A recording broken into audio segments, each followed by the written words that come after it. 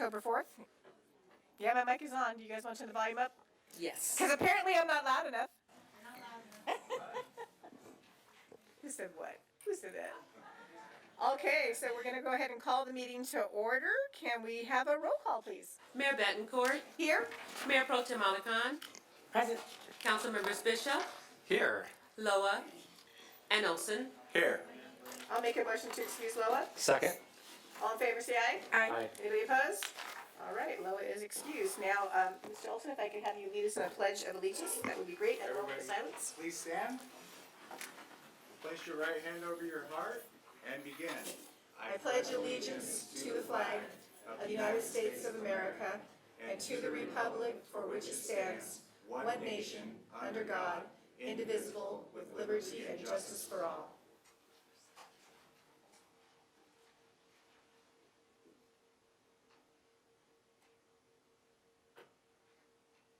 Thank you.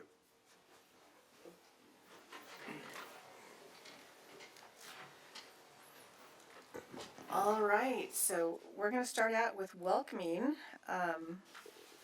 Actually, it's an introduction by City Manager of Captain Josh Barden, the new captain of the Palmdale Station. And we have a certificate for you, sir. And Mr. Olson will be presenting that to you. So if you could come up to the podium, that would be great. We're going to introduce you to the public.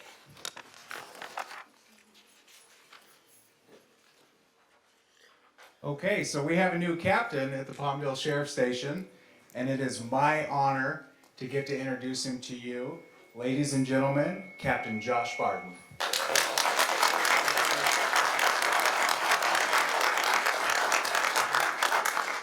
If you don't know Captain Barden, I suggest you get to, because he is a really good guy and we have great expectations, and we really believe his leadership is going to give that department what it needs, and we are more than happy to welcome him. And so I get to present this certificate of recognition in honor of being selected as the new captain of the Los Angeles County Sheriff's Department Palmdale Station. We congratulate you and wish you much success in your new position. Once again, welcome Captain Josh Barden.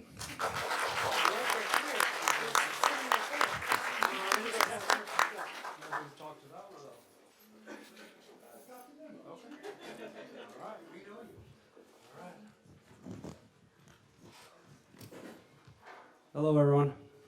Madam Mayor Pro Tem, members of council, City Manager Rhonda Perez, and members of this fine community. I'm honored and grateful for the opportunity to serve as your station captain. Nearly 5 years ago, I arrived at Palmdale with an opportunity to reconnect with the city of Palmdale and the greater Antelope Valley. It didn't take long for me to remember the great things I saw up here as a kid with my dad when he was a narcotics investigator, or I'd be up here to do different sports games. It was also a somber reminder of the great sacrifices too many deputy sheriffs have made to keep this community safe, including my dad's old partner, Richard Hammock.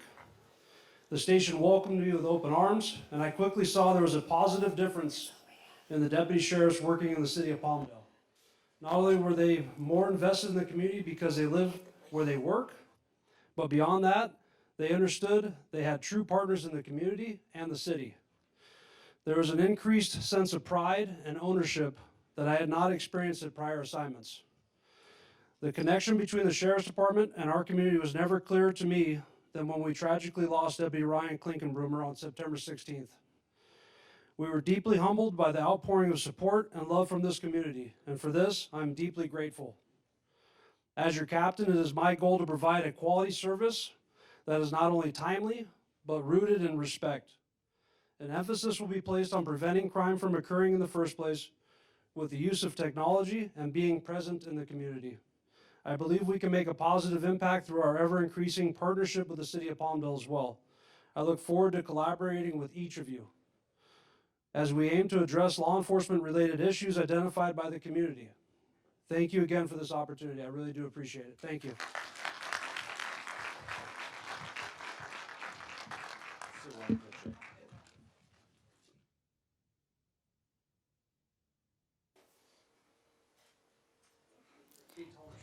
Eric, are you gonna read all the whereases? Or do we have any whereases on there? Nope. No? Oh, okay. Once again, Captain Barden. And Captain, I hope that you saw that we're embracing, oh yeah, that's probably a good idea. We have the blue to support the station, and I hope you realize that the city of Palmdale, the city council, absolutely supports our deputies in this community. We love them and they love us, and we are heartbroken over the events that have occurred, but we absolutely support your team. Thank you. Any words you'd like to say besides what you just said? Looking forward to tomorrow. It's going to be a very tough time for us, but it's the beginning of the healing process. Right. I will tell you, in addition to what I just said earlier, I see a lot of light coming out of the darkness.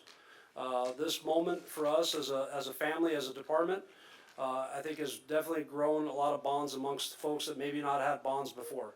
There's a lot of movement and positivity going in the right direction with the department and the station as a whole, and I see a lot of great change and good things coming out of this long term. Unfortunately, it took a tragic loss like this for it to occur, but it's happening now. Yeah, I hope you guys saw how many different groups came to support the station and the deputies, because this community is really very pro law enforcement. Yes, ma'am. And they really are heartbroken along with the station. So they came out in so many different groups, so different cultural groups, religious groups, ethnic groups. Everybody came out to support the station. So I hope that you guys saw that. Yes, ma'am, we did. We saw it all, not only at the vigil, but ever since then. There's been cards, letters, folks dropping off food, you name it. They've been there for us, and we'll be there for them long term. Thank you so Thank much. you. And congratulations. Thank you, ma'am. Do you have any questions for the captain? Anyone? No, but if I might, can I just say, if you're watching or listening, thank you to Captain Schaefer for your years of service to the Palmdale and the Sheriff's Department. Yes. I agree. Thank you. Thank for you. bringing him up. Thank you. Okay, thanks. Have a good night. Okay, so next we have, it is Hispanic Heritage Month. Let me just read this. It says, whereas September 15th through October 15th is recognized as National Hispanic Heritage Month, which is a time to highlight the ways Hispanic and Latinos contribute to our common goals, celebrate diverse cultures, and work towards a stronger, more inclusive, and more prosperous society. We as a city council and I, Laura Betancourt, Mayor of the City of Palmdale, on behalf of the entire city council, do hereby proclaim September 15th through October 15th as Hispanic Heritage Month. If you're in the audience and you're a resident of Palmdale and you're Hispanic, please stand so we can give you a hand. Thank you all for being great community members. Appreciate it. Thank you so much. I just want to add, as the first Latina ever elected to the Palmdale City Council, it is a very special moment for us, Latino residents of the city of Palmdale.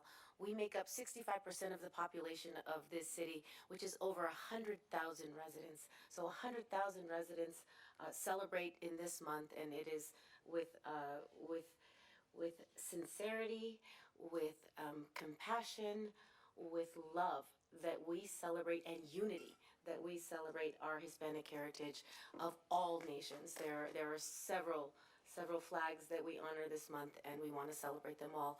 So we welcome all of the communities, all the Latino communities, and commemorate them with Hispanic Heritage Month. Great.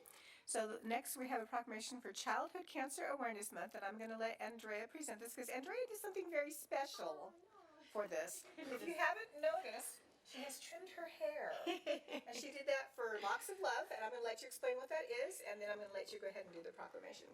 So, in honor of Childhood Cancer Awareness Month, I decided to make a statement and see if I could plant the seed in our community to raise awareness, to create sort of some unity and a sense of community around those that are struggling with the fight of their life. So I cut 18 inches off of my hair. Do you have it with you? I don't have it with me. We're going to mail it to Locks of Love, and what that hair goes to is to create a prosthetic for a child who is struggling with cancer and suffering from hair loss. We also, thank you to the mayor, Mayor Betancourt, and the entire city of Palmdale. We contributed $1,250 to Locks of Love, which will sponsor one child over the course of their entire cancer journey. Every 2 years, Locks of Love will give the child a new prosthetic, so long as they need it, up until the age of 21.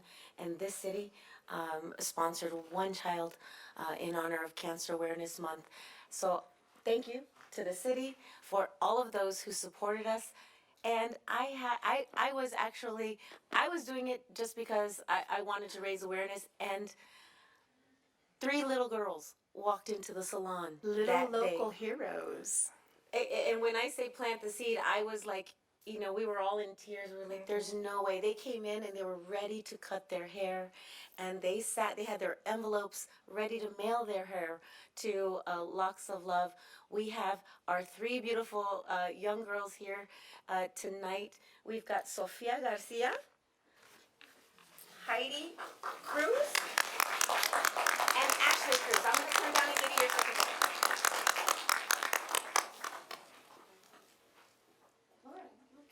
Sure. You want to explain why it's important to you too? Yeah, I have breast cancer awareness, so. Oh.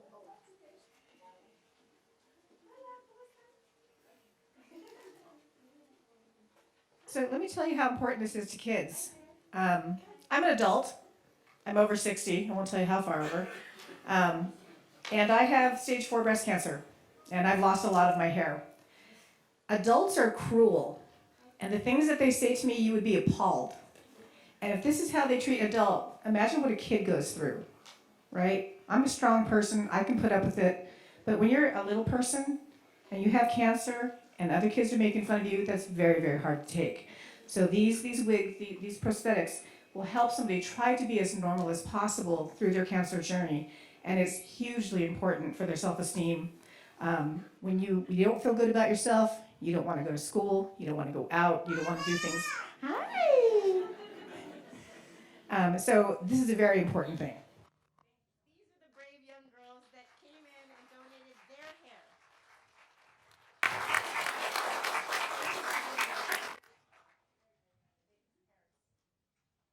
Thank you very much. Did you girls want to say anything? No? Okay. Alrighty then. Okay, we have one more proclamation. Thank you again, girls.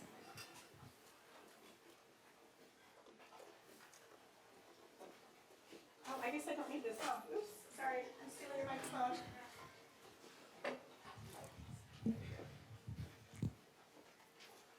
Okay, so the last proclamation that we want to talk about is Breast Cancer Awareness Month. And of course, I just told you that I am stage 4 breast cancer. All the monitoring and testing, I never missed a mammogram, I never missed a test, and still they missed it until it was stage 4 when they caught it. So it's with pleasure that I am able to proclaim Breast Cancer Awareness Month. Please, I say this every year since I've been diagnosed. If you think there's something going on, trust your instincts. If you haven't seen your mammogram and you're just relying on the little note they send you, like, oh, your mammogram's fine. Had I looked at my mammogram and not just read the written report, my life may be on a different trajectory right now. So all I can say is be your own advocate. Work really hard at protecting yourself, because no one's going to be as fierce as you are. So you really have to advocate for yourself. Just really fast, I want to thank City of Hope.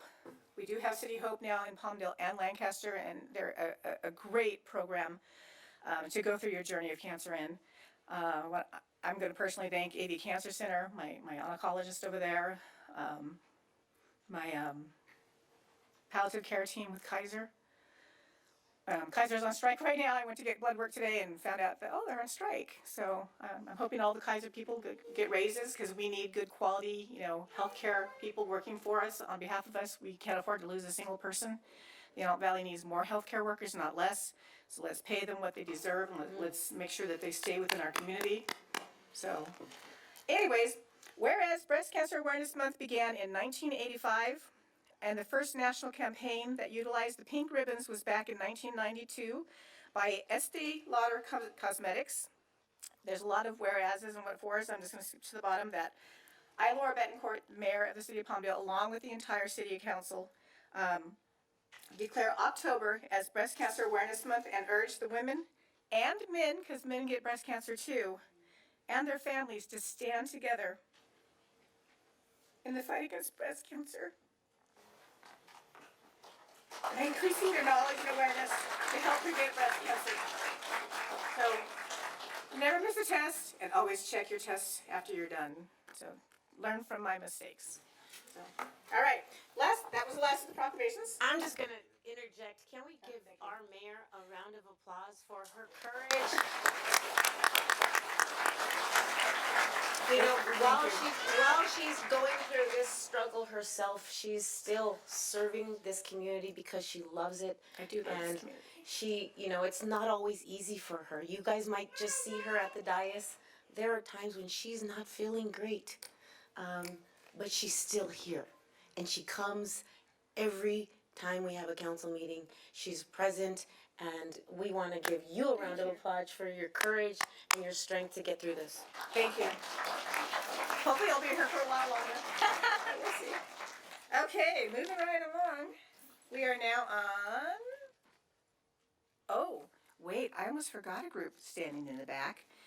We want to recognize October 8th to the 14th as Code Enforcement Officer Week. So let's give a hand. In the back of the room, we have Code Enforcement. I was going to ask you to stand, but you're already standing. Thank you for what you do. Would any of you like to come up to the podium and have a few words? Tell us what you do. Tell us why you like what you do. Anything? No? Don't be scared.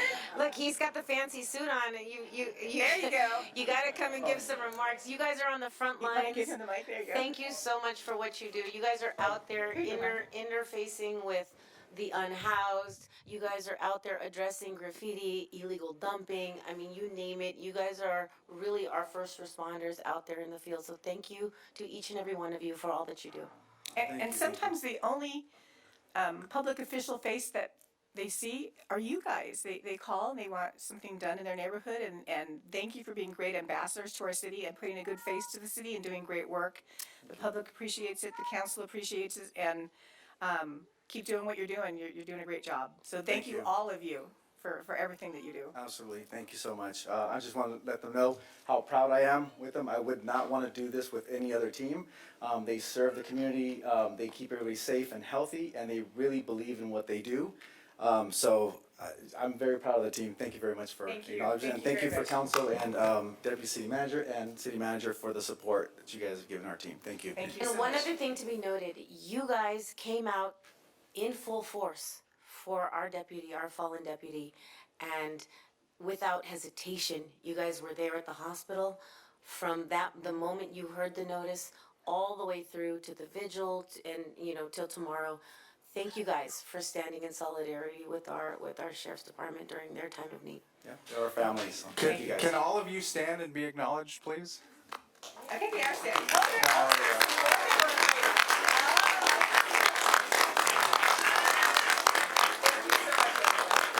Thank you guys. Thank you. all right, and now we're going to have a. Mayor, I'm sorry. if I may, we have sister cities as well. Oh. That was part of Hispanic Did I heritage. miss We just that? wanted to recognize the fact that Ponce Oh, Atlan I'm was so sorry. here in the last week. You want to read that? I'm going to have Andrea read the words. So I am the official designee on behalf of the City Council to participate in our Sister City Association. It is a partnership of cultural exchange with the City of Poncitlán, Mexico, and it is really long-standing. All of those that have been participating, they actually just hosted a group of our partners from Mexico, and hosting is not easy. You've got to, from, morning, noon, and night, you've got to host these folks, take them to all of the various cultural centers, take them shopping.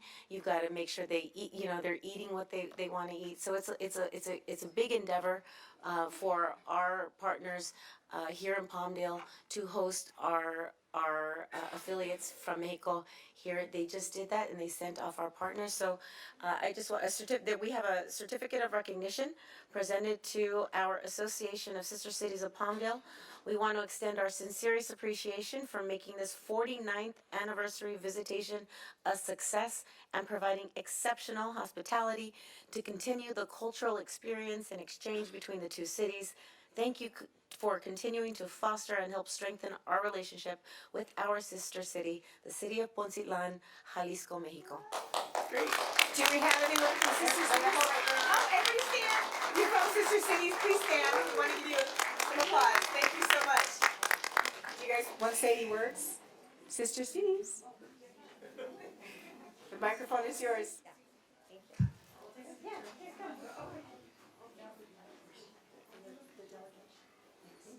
And in case you didn't know, our park out front is actually named after them. Poncitlan Park.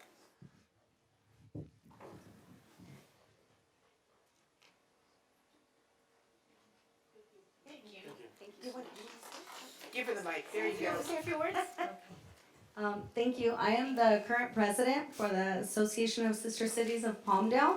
And we just hosted 11 delegates from the city of Poncitlan, Jalisco. We have been doing this for several years. We're celebrating, or celebrated our 49th year. Next year will be a big one. It'll be 50 years.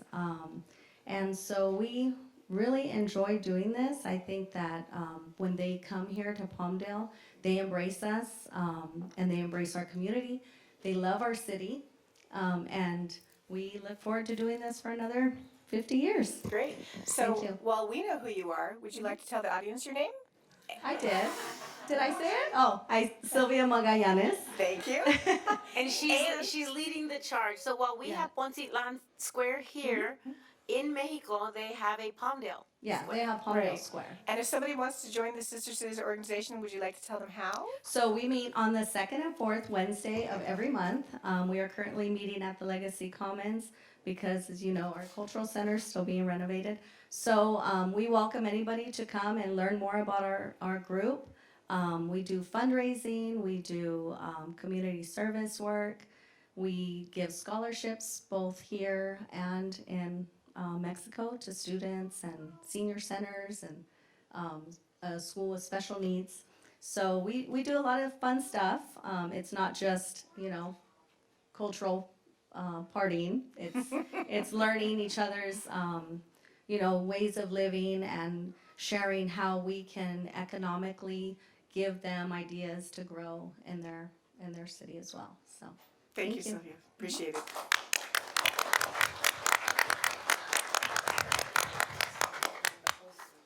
Yeah. Okay, and so now I'm going to move on to 4.6, a presentation on the Fight Fentanyl AV campaign. So Nardi, come on up. Good evening, Mayor and Council. Here we come today before you with an update of the At Fight Fentanyl AV campaign. Back in October of 2022, the council had directed staff to come back with some information on what was going on with the fentanyl crisis. We reported back, and from there, the Fight Fentanyl AV campaign has been launched.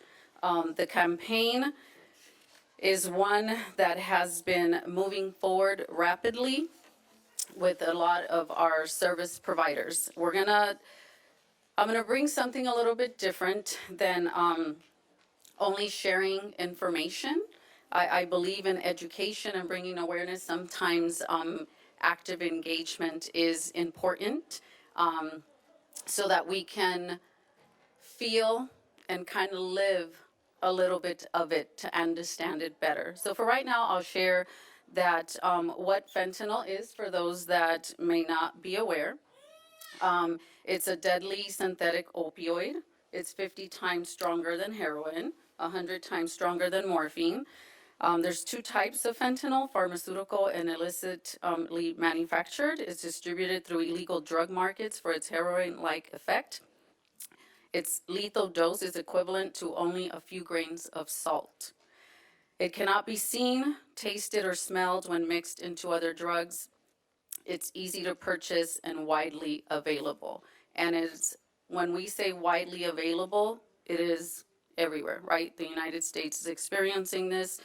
Palmdale, we're not free of this. We're experiencing this here in our community. We are losing people, young people as well. Next. And then fentanyl has become more accessible to children. That is a fact. They created, it looks like candy, like Skittles and Sweet Tarts. Social media is used a lot. Emoji codes are being used by drug dealers to entice, right, and promote sales to children. So what has been done so far? Through our campaign, we have connected, informed, and educated.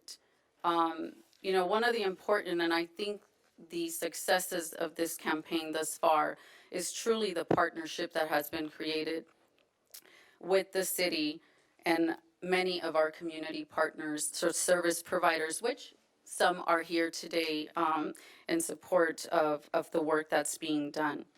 And without them, I have to say that this wouldn't be successful because the city serves as a nucleus, we're a bridge, but we're not the ones that go out there and do the work and educate and inform and do all that. The service providers do that. And so the city works with them to empower, to unite, to educate, and to encourage, implement, and allow for certain events and provide the tools that we have, the existing tools the city has to work with the service providers. And we each agency fills in the gaps that we don't have with each other. And that's very important because this is a community-wide, not just Palmdale, it's Antelope Valley. It's a crisis that is happening, and we can't make a difference if we do not join forces. And so these partners have joined forces and are doing the work. We have spread awareness through print ads, radio. We have used everything that we can, social media, presentation, magazine articles. We've done 2 youth challenges. One is currently ongoing, where the youth get to present or submit a PSA, a poem, a artwork, or a song, and then we will announce the winners in late October, and they will receive a scholarship and other incentives for participating. We also have, these are examples of what we've done so far. We've used, parents that have lost, a child to this. They come out and speak and share their experience. We've done summer programming at our community centers along with the city of Lancaster as well, where youth has gone through a week-long education programming activity. We've done park events where people have pledged and they've received education, Narcan training.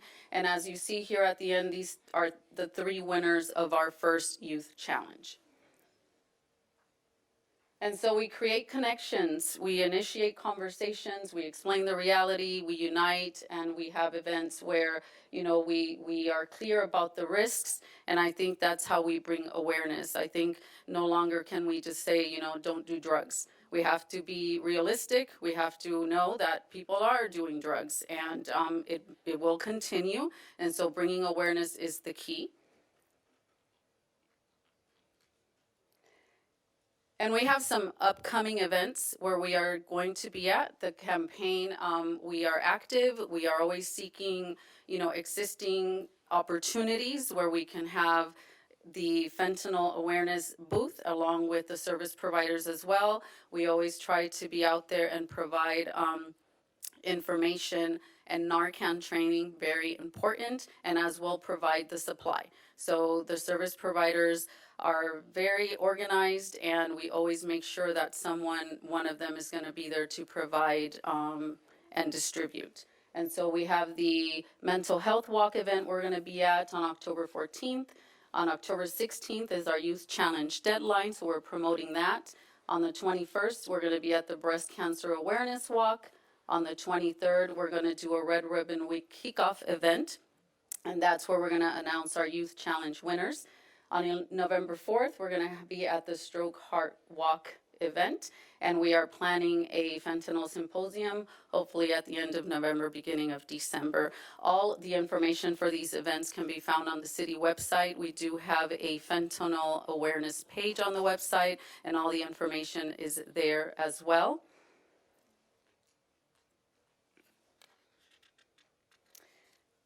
And through the campaign, we will continue to make a difference. I want to say that the AV Fair, we had a city booth, and the service providers signed up to fill shifts. During the time there, they were able to reach out to over 600 people, where they were able to provide information, education, and provide Narcan supply. I could be here for hours talking about each and every event that we've done and the numbers and the people we are reaching. But I think what's most effective is going to be most important, because I know that not everybody that is here gets to go to the events and really see what the service providers are doing. We can speak, we can share flyers, we can do all of that, but I think it's important to demonstrate it in person. And so I am going to invite Keisha Cuomo of Change Lanes. They are with one of the service providers, and she's going to show one of the skits that what they do to demonstrate, especially speak to our youth, right? Sometimes youth will, for a little bit, they'll listen and then they'll be distracted, but it's engaging them. And so I invite her and her team to demonstrate what they do. Thank you, Nardi. Thank you all for having us here. I'm going to project my voice. My name is Keisha Como, and I'm representing an organization called Change Lanes Youth Support Services. We're really passionate about specifically youth, but also passionate about spreading awareness to the community. So I'd love to demonstrate for you what it looks like to administer Narcan. Narcan is also known as naloxone. It comes in a box that looks like this. We have a lot of units in the back that you guys can actually take home today for free of charge, just to have it on hand. It's a life-saving drug that really could reverse the effects of an overdose. And while you may not think that you are affected by it, it's definitely happening in our schools and in our communities. So for the last year and a half and for the next years to come, we'll be making sure to continue those demonstrations in our schools and in our communities. So I'm going to move you just a little bit. I'm going to demonstrate with Vanessa what it would look like if somebody was going through an overdose. So I might see somebody who appears to be unconscious, who might not be responsive to touch. Hello, are you here? Anything okay? I might pinch the back of her arm pretty hard, see if I can get a response, maybe rub on her sternum. Hey, are you okay? See if I can feel a pulse. If I'm not getting much, her mouth might look blue, losing some kind of consciousness. You might even hear a gargling sound. That might sound like snoring, but actually could be someone choking or dying or overdosing. So I want you to just remember the 3 Ps. If you have this box or this case, is to pull, to place it, and to press. That's what we're going to do.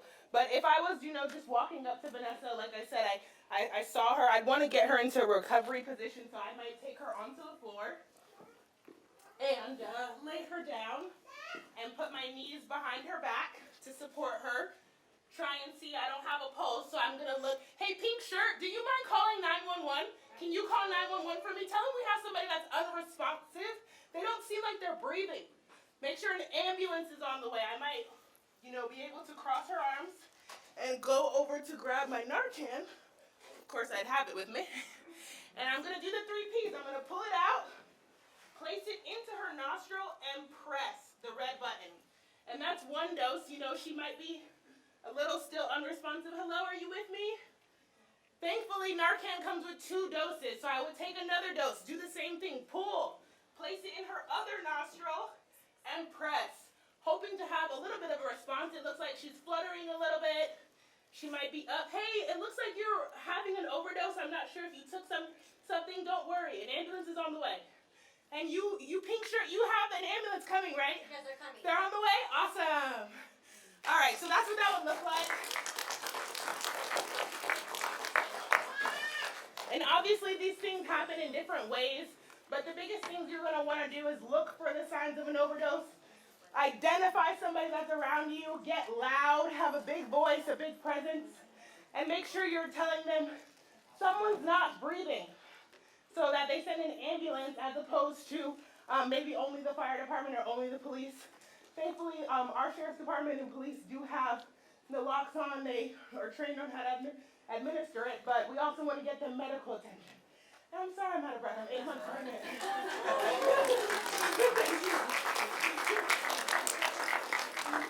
So that is a snippet of some of the things they do. And, you know, one of the, I have to say, one of the biggest accomplishment thus far of this campaign is that the service providers have entered into an MOU with the high school district. And so they will be on campuses. They will be on campuses to do this, to demonstrate this, to provide education and be there to ask questions. And I think that's really how we make a difference in this campaign. It's the connections, is the collaboration, it's the working together. And we thank the council for their support, our city manager for the support that we've been given to create a safe space where our service providers, right, can do their work together, not in silos, but together, because we are reaching farther in the community. And there is a lot more work to be done, because this is, you know, this continues to spread. We will continue to do the work, and please, you know, if you have the opportunity, everyone come out to the events. And, you know, it's good to, you learn something new every day. It is good to be aware. You never know when you are going to be the person that's going to have to provide some assistance. I hope none of us ever have to experience a loss, but it does happen, you know, like in New York recently, a 1-year-old is no longer with their family because of this.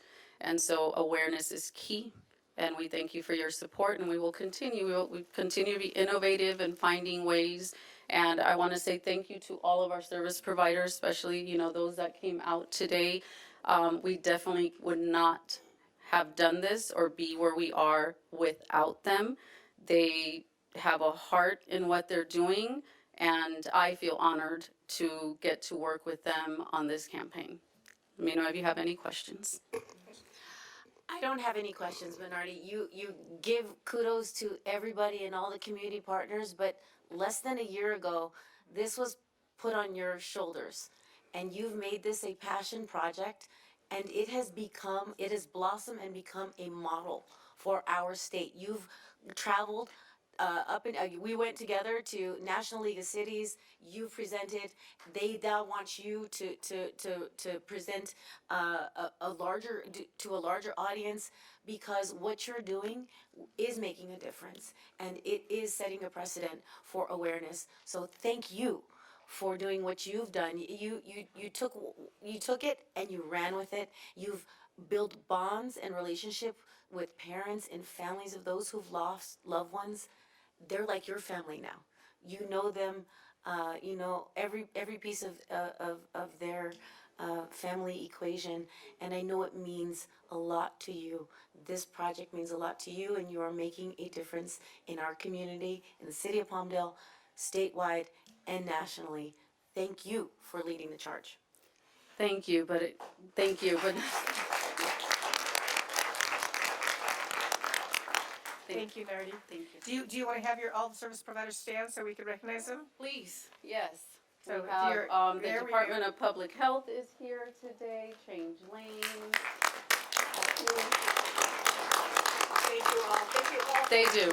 They do a lot You're of work. definitely making a difference, and we Yes, they appreciate are. that. Yes, thank you. Any other comments or questions? No questions. I just, when Nardi talks about how easily available that is, I don't think that people really understand. You know, sometimes I go to social media and I put in hashtag Palmdale just to see what's going on in the community, and I see blatant pictures of fentanyl, that these dealers are so open about trying to get this out that they'll put it on social media. It's in the schools, it's everywhere, it's a problem, and I want to thank all the service providers and Nardi and everybody in the city for doing everything we can to combat this because it is a national epidemic. It's a problem. It's going to take all of us coming together to solve this crisis. Thank you. Okay, so now we're moving on to item number 5, waiver of full reading of resolutions and ordinances. So moved. Second? We have a motion and a second. We'll let them put it in the computer and then we'll call for the vote. Forgot about the buttons. Yes, you gotta press your buttons. To do this? Oh, sorry. There you go. We're all electronic today. Muchas gracias. I can't. Yeah, it's not. There we go. It's slow like me.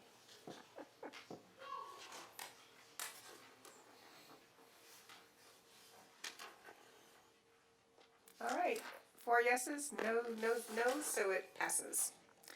Moving on to item number 6, public comments. The rules are there for everyone to read. And number 7 is public comments on consent calendar, new business, and closed session. Now is the time for public participation on items listed on the consent calendar under new business and closed session items.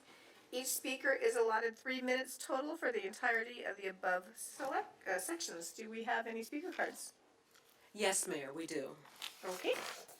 Eugene Hernandez.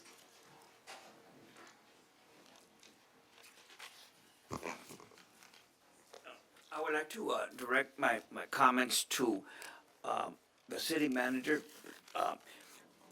I feel that they should fire the public works,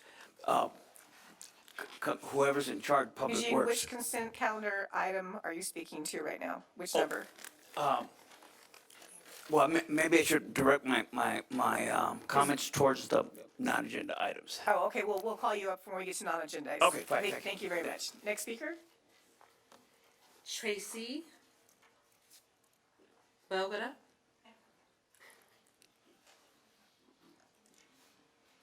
Hello, I am here speaking on agenda item 8.8. I am a board member on Visit Palmdale, and I am also the director of sales of the Doubletree by Hilton Oh, okay. Hotel. And think I you met were you. my instructor in college, by the way. It's like, I hope you got an A. I did. I just wanted to just address the mayor and the council. Visit Palmdale has been doing a lot for the hotels in the area. It's collaborative efforts. We come to the unified meetings with the hoteliers and bring back items to discuss. And the Beer and Wine Festival, the Taco Festival, all of the events that have been sponsored by Visit Palmdale have proven to increase hotel occupancy and revenue. It's been pretty dramatic year over year since, we've come out of COVID. Just wanted to, just really address you guys and let you guys know that Visit Palmdale is doing its thing. And appreciate your time. Thank you very much. You're very productive and you do a lot of work. Thank you so much. Next speaker? Christian Burrell, Diego, and Jason Zink. Hello, I'm here to discuss item 8.8. My name is Christian Barrow. I'm the manager for the Residence Inn in the Courtyard in Palmdale. I have been working at those properties since 2018, and I can say that since Visit Palmdale has been established, we have seen a positive impact in our hotels and community. Of only 3 events sponsored by Visit Palmdale, the Air Show, Beer and Wine Festival, and Tacos and Tequila, our hotels, just these 2 specifically, were able to generate 65 plus room nights compared to our last year numbers. I would like to note that these events take place on weekends where our hotels struggle the most, being in a corporate market. In addition, Visit Palmdale supports small businesses in our city as they become vendors at these events as well. As you know, the Antelope Valley has grown at an exponential rate in recent years as people are coming to realize the vast possibilities that are available here. Not only do these individuals come for these events and stay in our hotels, but they also contribute financially to the market through other means. They eat at our restaurants, shop in our malls, support small businesses. The events that Visit Palmdale provides have allowed visitors outside our city the opportunity to come and discover what makes the AV unique. Tourism doesn't only help bring additional money into the community, it also helps build morale in our city and spread the word that Palmdale is in fact a place that can be called home. Very Thank you nice. for your time. Thank you very much. Who's the next speaker?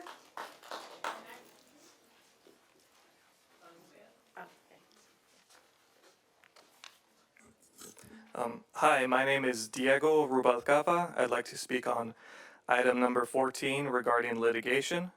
I live in Palmdale, and I've been satisfied with the city services, such as, the epic electricity rates, all the large parks we enjoy. But the news is reporting that last Friday, the city of Palmdale joined about a dozen other cities in suing LA County over its bail reform. I guess first I wanted to know if this is true and if it was authorized by city council or by staff that you're suing the county of LA. I think it makes sense to eliminate cash bail as the county just did, because, some of you are lawyers, I think, and, everyone is innocent until proven guilty. If you have somebody who has to be in jail before they can even get a trial court, that's taking away their constitutional rights. You can imagine if you had to go to jail, you'd miss work, who would take care of your family? And it makes sense for whether or not you have to stay in jail should be a function of, evidence-based danger that a judge would decide you pose to the community, not whether or not you can afford the bail. Under our current system, two separate defendants might have alleged the same crime, and one would be let out if they could afford to pay or get the bond process, and one wouldn't. And this system that LA County is implementing after months of study, the court did, it's similar to how they were operating during the pandemic. And during the pandemic, they weren't jailing as many people before their trials, but the people, statistically, the same amount of people ended up showing up to their trial. So it's not like cash bail is more effective in encouraging someone to show up to their trial. If you were arrested, you want to show up to your trial because that's going to follow you the rest of your life if you don't. I think, communities are made safe by things like we discussed, good nurses, good doctors, good schools, clean air. Communities aren't really made safe by putting people in jail who are too poor to afford bail. If you are part of this lawsuit, please withdraw. Thank you. Next speaker? Jason Zink. I just would like to thank the city for its leadership in the fentanyl crisis. I'd like to see more billboards and social media ads directed to people. Also on the pink awareness, it'd be nice if the city would have gave out little pink ribbons or bracelets, plastic bracelets. It'd just be nice for the city to do that. The other thing is we have new business is a separate item. It should not be in with the consent calendar. So I'd like you to fix that. Should have its own public speaking period. Also, consent calendars have gone from maybe 8 or 10 to now 20. That's like getting like the county supervisors. It's getting out of hand. And there's less new business and public discussion since Rhonda's been hired. Let's go to 8.2, $250,000. Rhonda will have the ability to sign contracts for entertainment for the city without it going before the city or the public. $250,000. That is out of hand. I could see maybe 100,000 or 50,000, but 250,000 is too much. On 8.4, the discretionary funds. I would like you guys, instead of worrying about this $15,000, why don't you guys start your district committees in your district town halls? I was thankful when Jim Pertee was from Simi Valley, our last city manager, because he had district meetings all over Simi Valley. But here we have had districts for a long time which was my idea originally 20 years ago for Lancaster and Palmdale. I didn't need a lawsuit, it was just common sense. But you guys should be trying to do district meetings and concentrate on that. Plus, you guys get about $30,000 in city salaries. So you could also contribute that money towards the community without asking for taxpayer money. Also, the train quiet zone, I haven't heard anything. Avenue R I see is on the thing. Is that going to be designed, the Avenue R crossing, with train horn quiet zone equipment? The trails, here you're applying for a grant. Why don't you start at Antelope Valley State Conservation and Job Corps District? It makes sense, doesn't it? There's a $15 billion measure, $15 billion state bond measure on the November ballot. Antelope Valley gets zero because we do not have a conservation district or a Job Corps. It would pay for everything, and it would hire kids and give them money to go to school.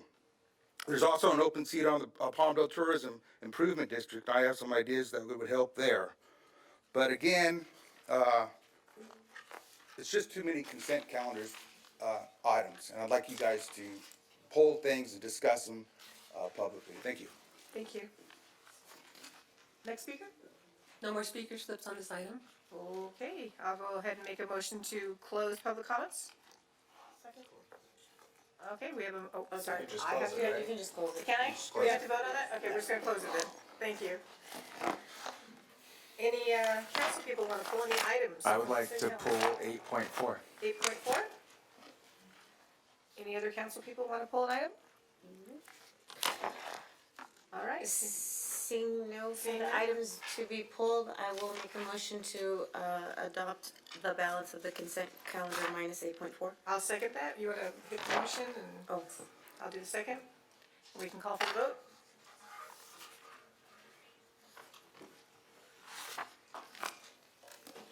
Start voting.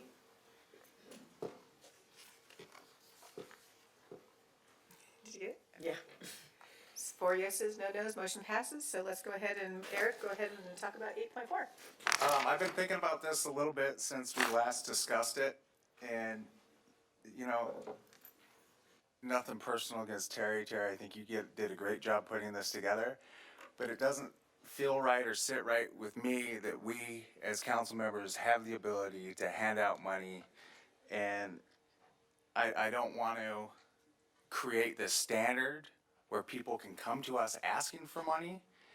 And it just seems like this is a way that a lot of politicians in LA have gotten in trouble. And I just wanted to pull this because I'm against it and I intend to vote no. Let's have some, let's have some comments. To clarify for the record, I'm pretty familiar with those in LA, and I don't know that their discretionary spending is why those in Los Angeles have gotten in trouble. And So- LA gets about $100,000 a person, and we're only talking 15. Just wanted to make that clear. So you think that this would lead to, like, land having people that help with our campaigns or corruption? I think that there's other ways and processes that people that need funding that are going to benefit the city can come to the entire council and get that approval. I'm actually overjoyed that we have the opportunity to have discretionary funding for our districts. District 5 has historically been underfunded, and we have not, been able to partake in a variety of special events and other kinds of activities in the city. I've already offered part of my discretionary funds to go to, the women, what is the formal name? Is it the Women's Club of Palmdale? Women's Club of Palmdale, to offer a scholarship, to fund a scholarship to a student who is struggling. They offer scholarships to those that are not overachieving high performers. They offer scholarships to those who may even be C students but have a reason why. Last year, their scholarship recipient was struggling with cancer, and she was barely making her being able to go to class. But they gave her a scholarship to allow her to attend community college once she graduated, even though she was quote unquote a C student. So I intend to use these discretionary funds to fill sort of gaps where the citywide vision, and the citywide budget may not be able to address. So I intend to support this, and I'm very thankful to the city for allowing us to have these types of discretionary funds. I don't disagree that some districts in the city have historically gone underfunded, and I don't have any objection to helping the Women's Club or any other group. What I'm saying is, in this city, there's been a history of others trying to buy influence, and I see this being a perception of us doing that, and that's why I'm against this specifically. See, I saw from my personal ideas, I wanted to do things like a senior citizen day where we get the Boy Scouts and the Girl Scouts to come out to senior homes and fix their fences and paint and try to help them do things that they can't do because they're handicapped or they're elderly, or doing a health walk at my park in my district, or even a free day at the Drive Town Water Park for the residents of District 3 that don't have the money to actually go to the water park. So each of us sees special needs within our own districts, and this gives us an opportunity to address them where if you have to get 5 people to agree on it, it may not happen, but with the discretionary funds, we can make that happen for our districts, and it's a very small amount of money compared to what other cities. I went online and looked, and the average amount is about $70,000. $15,000 goes really, really fast if you're buying paint and wood for a fence. It doesn't go very far, so we can only do a few things, maybe 1 or 2 health walks, and that money's gone. But I think this is an opportunity for us to really be able to focus on issues within our district that perhaps the other districts really don't have a lot of interest in. So I think it's a good idea, but it just has to be carefully monitored, very transparent, and watched closely. I gotta say, I'm torn because, I've been on council for a while now, and we've been asking for this. Since 2009. Yeah, it's been a long time, but I gotta say, with, how things have been recently, I really leaning to agree with Eric, because I don't want our cell phones to be blown up tomorrow morning, and hey, we heard you guys have some discretionary funds, and like you said, 15,000 goes really fast. Very fast. I don't wanna be in a position to where I help a few groups out, boom, the funds are gone, and then it becomes, more of an issue of like, well, I decided to help this particular group or these people, but then I didn't have enough to help the other groups that needed attention. So it's, the amount is so small, and I feel like we're gonna get ourselves into a pickle here. So like, is there a better way we can do this? Because we talked about having some type of, not like a grant writer, but somebody to help administer this program on behalf of the city, so that way nobody gets left behind, because 15,000 per district is just, the money could be gone in 30 days from now. Oh, less than that. And to your But point, I think that's the point, is that the city's budget is $312 million, and the city's got, when we bring items to this dais and before the city council, they are of a larger magnitude. $15,000 is, you're right, gonna go very fast, but those are minor issues. For instance, the Women's Club scholarship is $200. I don't know that we need to have to bring an item, to the city council for a $200 scholarship. It's a discretionary money. What I would also like to do is create a young leaders program in my district, because representation matters, and we've not been able, on the east side, been able to foster leadership opportunities for our kids. I would like to be able to hone in on, identifying potential new leaders, opening doors of opportunity to the city. But we don't need to bring every single item to the city council for a vote amongst us all for a $200 expenditure when we've got a $312 million budget. I'm not saying we need to do that either. I'm asking our city manager, is there a better way to do this without putting the council in the middle of dispersing funds, 200 there, 300 there? Is there a better way we can do this? So to answer your question, we are doing several things from the staff perspective. It started in August with a nonprofit boot camp that we hosted through our Economic Development Department and the AJCC. That was a 4-part series that helped and was open. It was actually full. We had 50 slots and a waiting list, and we accommodated even more than we had originally thought we could. And that boot camp was a first step towards helping educate nonprofits on how to find some money on their own. The next step that we're working on right now, and hopefully we can have something in place by January, is a staff liaison for nonprofits that can help them make sure that they have everything in order to be able to apply for grants and point them in the direction of grants and other opportunities as well. So that's the next phase of what we're doing, and we're hoping to launch that in January. So, See, for me, it's not just about the nonprofits. Like for me, I'd like to have all my parks in my district have, like, for 4th of July, flags everywhere, you know? Other districts don't care. That's something that I want to do for my district. And I think that having a special fund to do things that are important to people within my district, that people have come to me and asked for, that gives me the opportunity to do it. Whereas if we have to have 5 people agree on it, it may not happen. right, but that's the whole purpose of why I've been asking for the staff liaison since the original grant program, because there can be a process put in place where we can do all these things and it doesn't have to come before council. To Austin's point about our phones blowing up, when this went into the newspaper that we were considering that, I got text messages from people that wanted the money, and I did not like that. This is the reason I'm avoiding it, or want to not do this, is because I don't want to be put in that position. And I think that there's other processes that we can do where everybody's vetted, every purpose has a benefit to the city, that we're taking care of all of these things that we want to. It doesn't have to come before council, but it's transparent and there's layers of protection. So, Mr. City Attorney, I want to do something that I actually frown upon. I'm wondering if now that we've had a little bit of discussion about this item, can we reopen it to public comments or not? I'd like to kind of hear what the folks have to say about this. Can we or can't we? Yeah, you can reopen. Yes. You have the discretion to Because reopen. I don't know that before, when we had public comments, that they really knew the dilemma that we were having with this item. So I'm going to reopen public comments for this item only, if anybody wants to address the council regarding this. Thank you, Mayor, for advocating for people to speak and opening up public comment. This should have been an line item. My thing is, District 1, the central part of Palmdale, probably 50% of the need and struggle is in the central part of Palmdale, which is in Austin Bishop's district and Ellicott's district, mostly in Austin's. And so really 50% of the money should go towards the areas that are needed, in my opinion.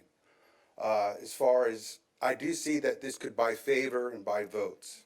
And I understand Eric's concern that there needs to be some cushion. That's why I wanted the Measure AV committee to be more like a town hall, get feedback. People could go before them, see what they have, and build some kind of thing that way. So there is that cushion between the favoritism and buying votes.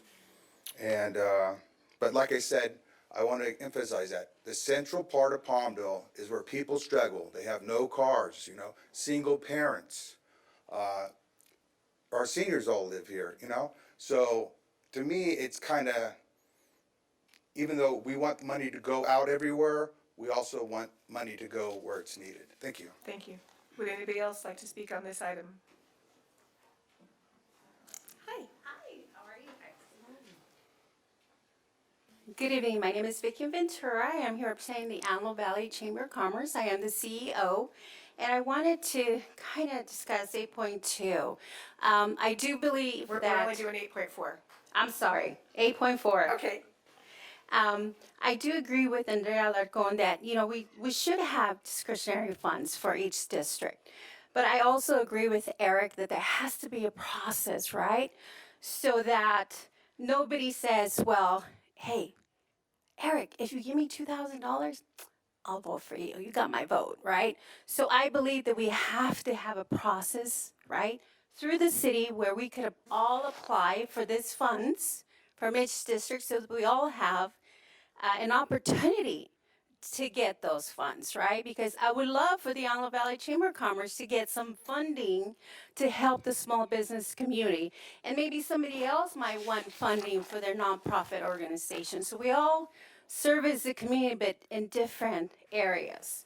So absolutely, I think that you all should have discretionary funds, but I also think that it has to be a process that is very transparent so that we don't get into those issues that other people have gone in LA County. We don't want to open that door. I don't think we do want to do that. So I hope that you listen to us today and that you put something in process with city staff, and that it becomes a process. Thank you. Thank you. Any other speakers on this item? Chuck Murphy. Chuck Murphy? Council, to clarify, what is before you tonight is adoption of a Of process. a process, exactly. Thank you. So there are so to be clear, in the case that the people, members of the public don't have access to the document that we're looking to adopt today, it includes, eligibility standards, very clear eligibility standards, very clear ineligibility standards, a request and approval process, an email address where all discretionary fund requests will go, and they will be funneled through the city manager's office. People will be required to provide post-funding, reporting. So this is exactly the process, I think, that was contemplated. But we could have that exact process with a liaison that vets it and fields it to take away our ability to dictate where money goes. Because Mrs. Ventura is absolutely right. There is a possibility, I'm not saying this will happen, that we help somebody that turns around and helps us right back. So I'm thankful that Mr. Murphy, you are now at the podium, because at our most recent Measure AV committee, there was conversation about how moving forward the Measure AV committee will be addressing, potentially proposing to the city council a new grant program. I don't know, you guys are going to put together recommendations. You guys created an ad hoc committee, and you guys are going to put together your own recommendations.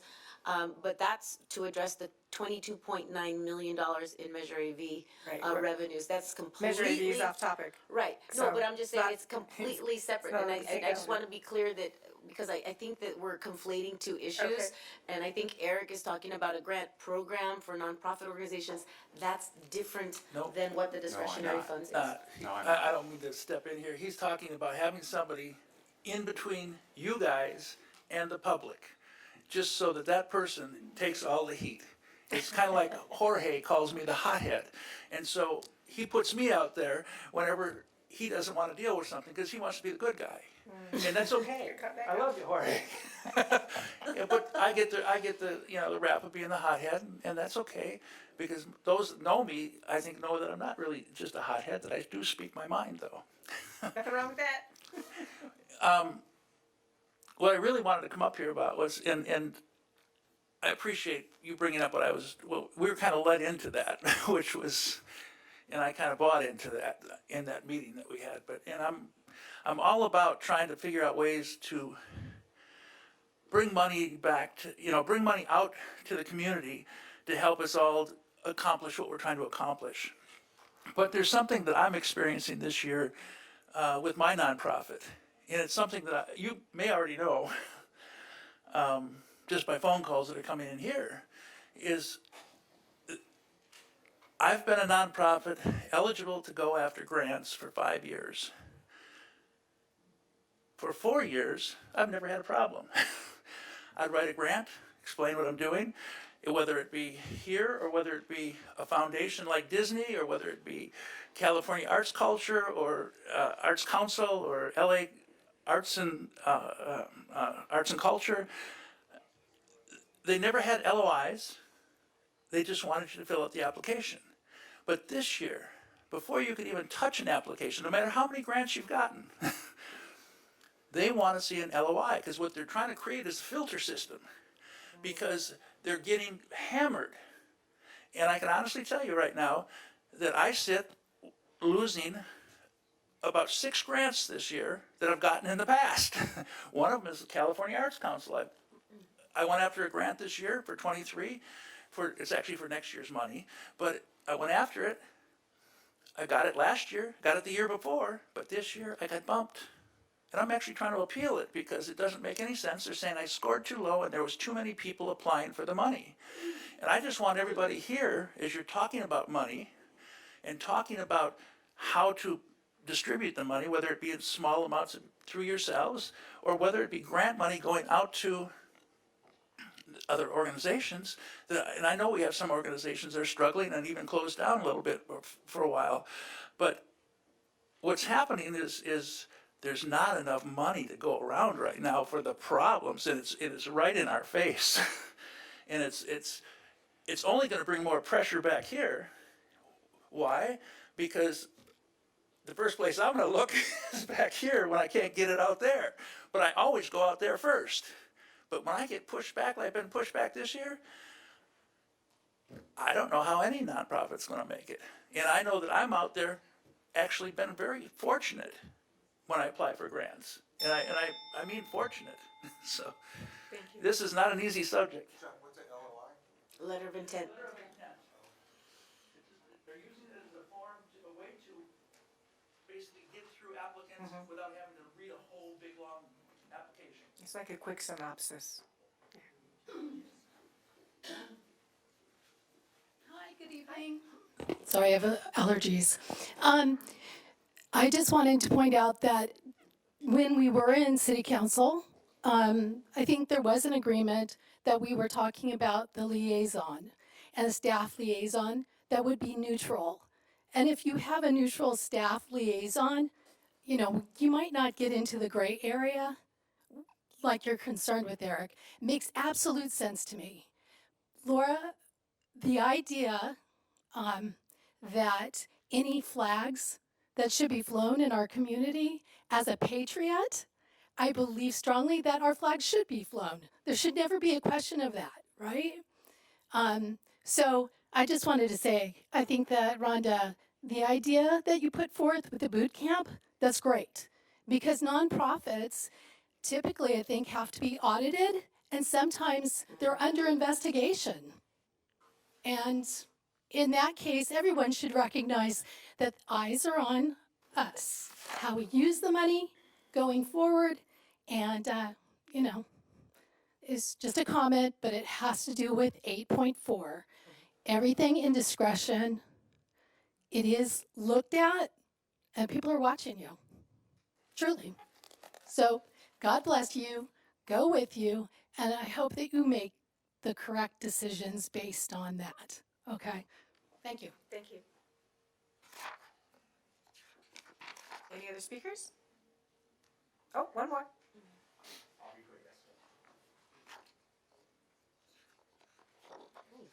you hear me? Yes. You can hear me? Good. All right, Nicholas Dorn, Meals in Motion. I'm a nonprofit, and you're going to hear from me a little bit later. Okay. But going off of your discretionary conversation and referencing LA, I came from the San Fernando Valley, so I did business with LA before coming here. And their discretionary funds allow it, startups, smaller guys, to be able to get the little bit of funding they need to be able to show what they're actually worth. Having it tonight, for example, you'll hear from me later, but if I were to come and ask you guys for money because of my grand idea, well, chances are there's a million other things that the city has to worry about besides my grand idea. But if I'm in your district, or your district, or your district, and you get the opportunity to hear me out and you really believe in it, you can use a small part of that discretionary fund to boost the idea and give that opportunity to the community. Without that, I'm stuck coming to the big guys, and here is a lot different than there. I can go to neighborhood councils, city councils, there's districts everywhere. They all have discretionary funds, and it allowed me to show my worth. If I was in your position with $15,000, I think I might be a little bit more worried about the votes I would lose than the votes I could buy. So if you put a liaison there in the middle, he's not in your district. He's not in your district, doesn't know your people, It kind of makes the point move. So that's my thought, and I think you guys should be able to have funds to use in your community as you see fit. Thank you. Thank you.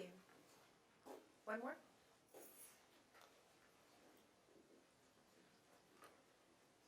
Good evening, David Harris with the Community Development Center USA, a 501c3 nonprofit organization here doing business in the Antelope Valley. You have a process that you're looking at. I unfortunately did not click on it, so I didn't get to see the details, but I'm glad that we mentioned that there's a process that's being presented. And one thing is I agree with all, right? You should have the funds to be able to put your flags up. You should have the funds to be able to help that youth. And you have the right, Eric, not to participate as a council member. I get it. But as a nonprofit, as we've heard, funding and the dollars are stretched very thin, and that's nationwide. That's not just with little nonprofits here in the Antelope Valley, it's nationwide. We're feeling it at some of our national nonprofits and on some of our larger nonprofits. So if I was sitting in your seat, I would allow myself to have those funds available. I would also allow myself the opportunity to let my district know that those funds are available, but as a district member, I wouldn't be participating. I would refer them back to the staff. Again, having funds available at your fingertips, going through the process, that's the key. If you're meeting the needs, right? The other thing is we also have nonprofits that claim they're a nonprofit, but they're not also following the state guidelines. If you're a true nonprofit, you're registered with the Secretary of State, you're also registered with the Attorney General's office, and you're also filing with the IRS, who's definitely looking at your bottom line every year, no matter how big you are.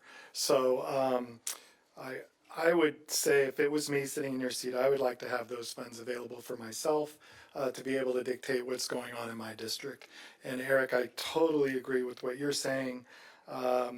Because it could go a very slippery slope. But being able to say no, I'm not going to participate in that, but allowing other districts to do that, I think. And I would really trust the staff that put things together is following everything to a T as far as distribution moving forward. So, thank you. Thank you. Any additional public comment? If there's, I just want to, so for clarity, because there were some questions in terms of compliance, illegal compliance.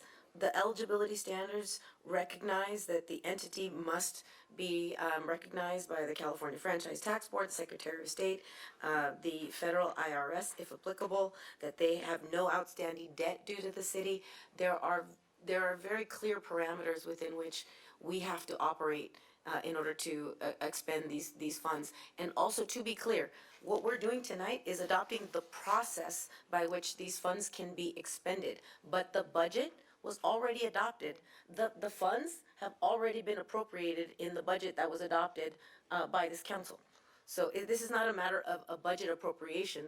The money has already been set aside in our budget. It's already been adopted.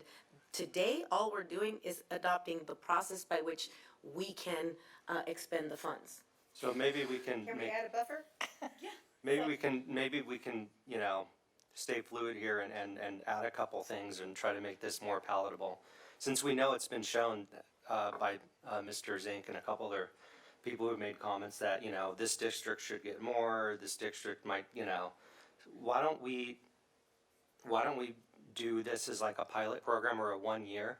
Since the staff has put a lot of time into this, we've been talking about this for a while, why don't we just pass this for 1 year while we work on getting a liaison moving forward? So this isn't something we're dealing with year after year. This is just for this time, since we have it right in front of our face right now. We can do it, see how it works for the city, but we know we need a better process put in place. Right, and I want to say that if we look at the population of each district, I want to say there's probably 30,000 plus in my district, so that's less than 50 cents per person that we're being able to be spending in our district. Maybe we can, you know, later, after this 1 year is up, we can do it based on population of our district, so that the bigger districts with the bigger population would have more money to spend on their district. Unless you're talking about land size, the districts are divided evenly by population.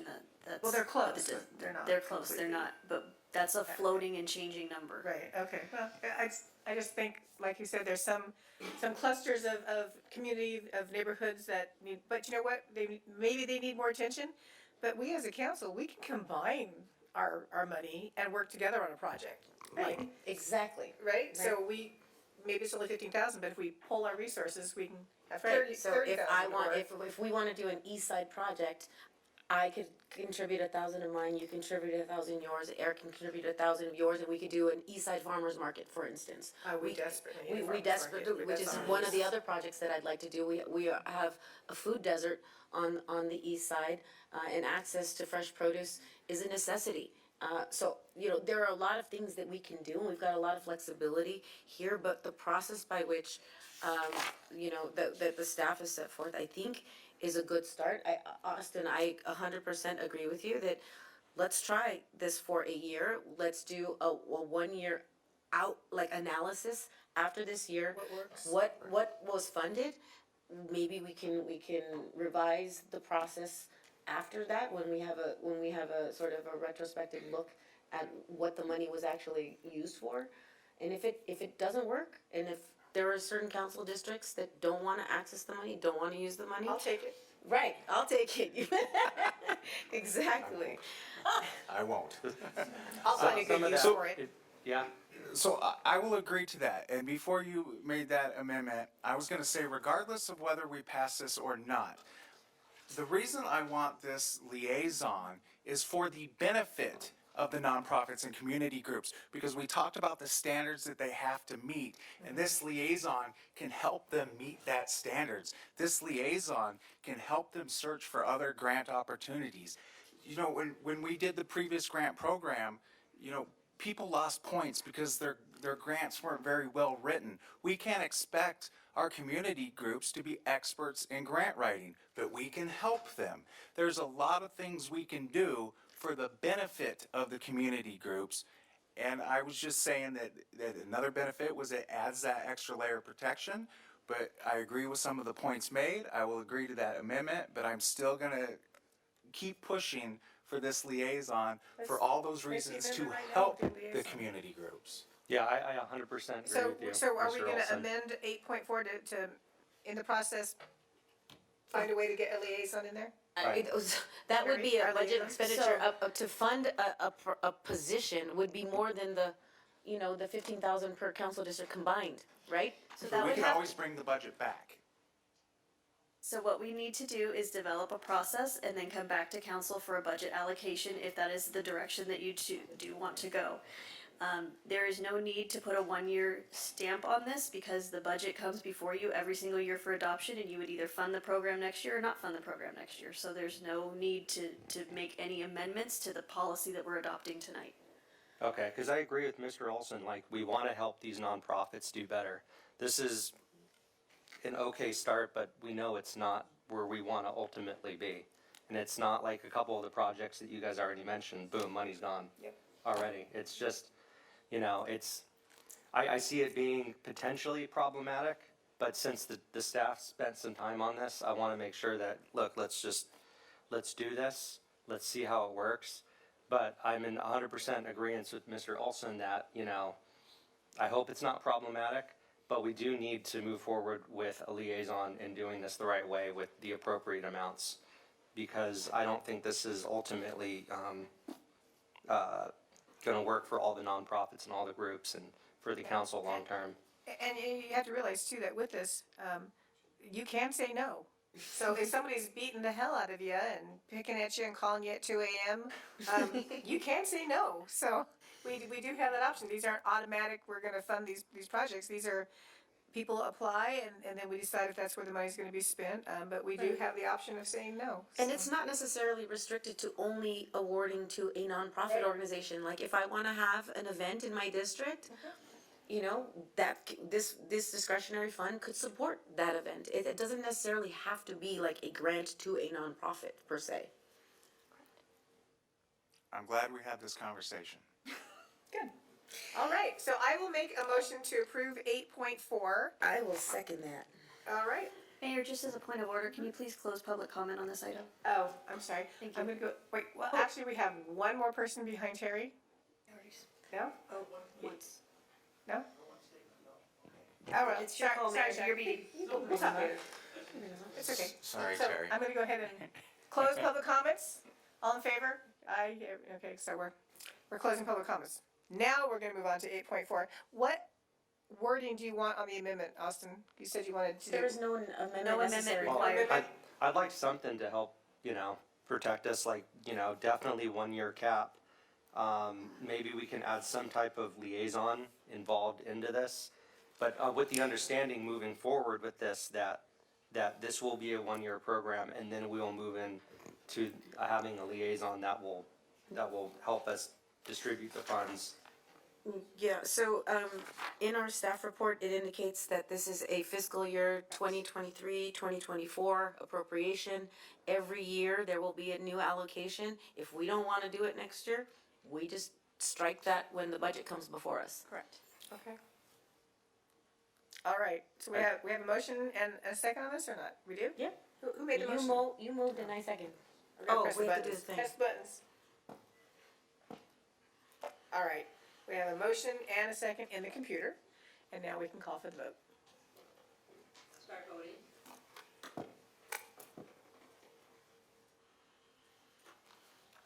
4 yeses and 0 nos, the motion passes. Congratulations, everyone. Okay. Oh, well, you know what, before we do that, I just wanna make sure that for the public's, the benefit of the public, if, in the case that you want to seek discretionary funding, there is an email address, discretionaryfund@cityofpalmdale.org. The staff will receive those requests and then we'll funnel them to each of the respective council members, so if you. Is that active now, or oh, it is? Okay, thank you. All right, moving on to item number 9, new business, 9.1. Discussion regarding designating a representative to the Fallen Heroes Committee. Council, do we have any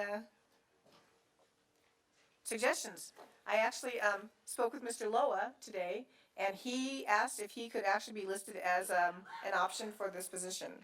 So I will go ahead and nominate Richard Loa. I'll second. The Fallen Heroes Committee was created from funding of the AV boosters and the Palmdale Sheriff's boosters. It's a fund that is responsible for the 9/11 memorial at the mall. And every year they do the Fallen Heroes event. And for example, didn't they provide funding to the family of Officer Klinkenbrummer? So yes, the Fallen Heroes Fund supports in the families of any fallen officers through the U.S. Forestry, Fire, and Sheriff. And it's represented by a member of the county and all of those agencies as well. Palmdale has not traditionally had a place on that board and that committee, but before you tonight is consideration of that. They put on several events every year, and all of the money goes to benefit fallen heroes. So we want a place at the table. Right. So we can have some input into the events and locations of the events, so. And I'm seconding the mayor's motion because they work directly with the boosters, and since Mr. Loa is our representative on the Palmdale boosters, it makes sense. Okay, are there any other names to suggest, council? Anybody else? No. Okay, so I'm gonna go ahead and make the motion to assign Richard Loa as a representative to the Fallen Heroes Committee. And you're the second, if we could call for the vote. Start voting.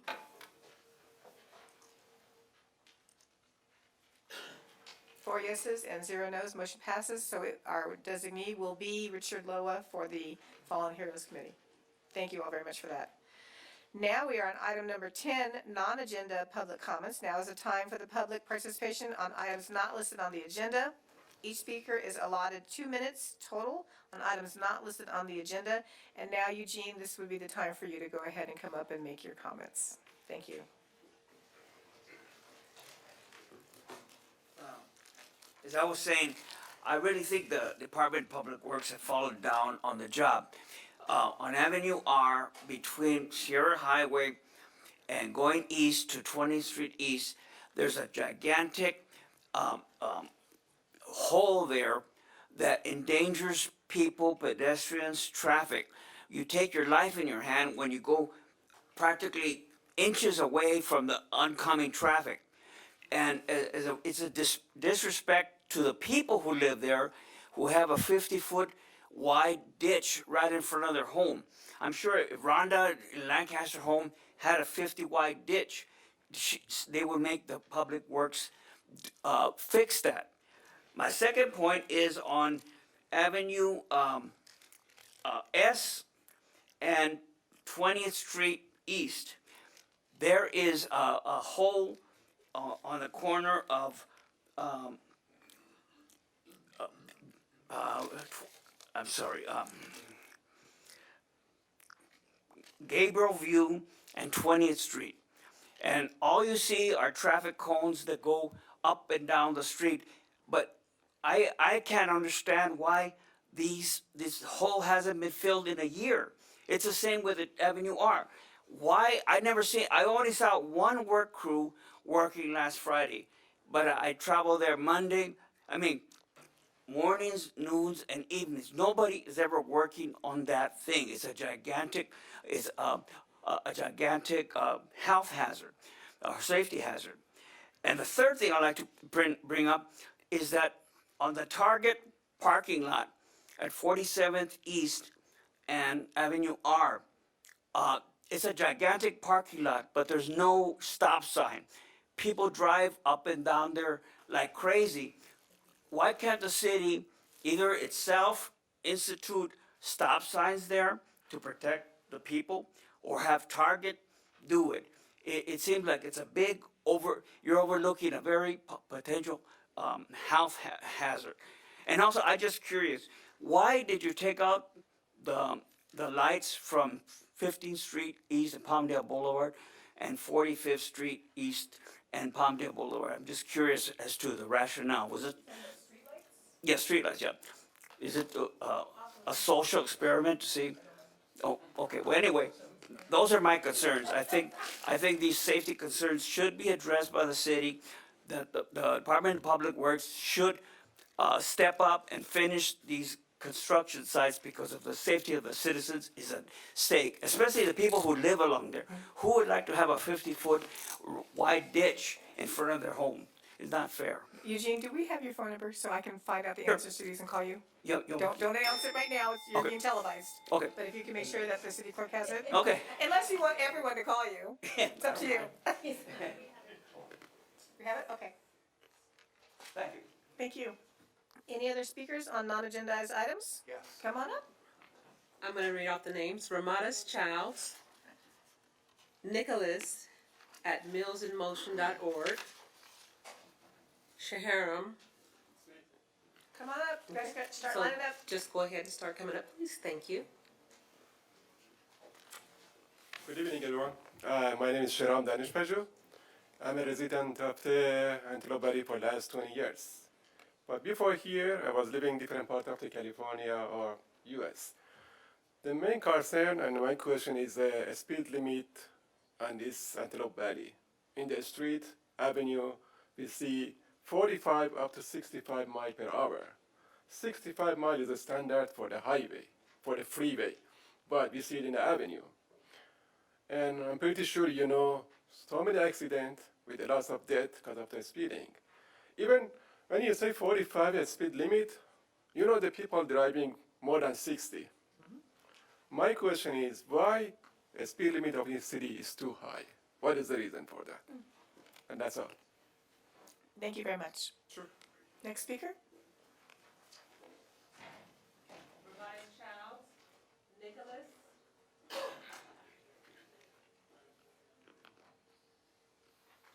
And Javon Thomas. Good to go. All right, so I'm Nicholas Dorn with Meals in Motion again, and I'm really just coming to Lovely, I did stop in your office today. So I'm just coming to introduce myself to the community. I moved here to the AV about 2.5 months ago from the San Fernando Valley. We have a nonprofit down there that we started up and have been running. It fights food insecurity, but with a different approach. We empower the children and families we work with. We provide them healthy food choice education. We provide them with education on how to buy in bulk certain staples, how to shop smart. for fruits and vegetables that are in season because they're more abundant and cheaper. And then we provide free cooking classes for them. So our events have been happening in the San Fernando Valley. We just got contracted with LA Parks out here in the AV. So starting November, we'll be at the Sorensen Park in the Lake Los Angeles area. And we did talk to Saves. I'm in the preliminary conversations with Patricia there. So hopefully we'll be coming to Palmdale soon as well. But I just wanted to let everyone know what we're doing, and hopefully we can help change some family dynamics. The way I say it is, if a family cooks together, they're going to sit down and eat together. If they sit down and eat together, they're going to share how their day went, and that builds structure, support, and a safe environment for the children to grow, thrive, and hopefully break that chain of poverty altogether in the end. Very nice. So, Thank you very much. Thank you. Thank you so much. Next speaker?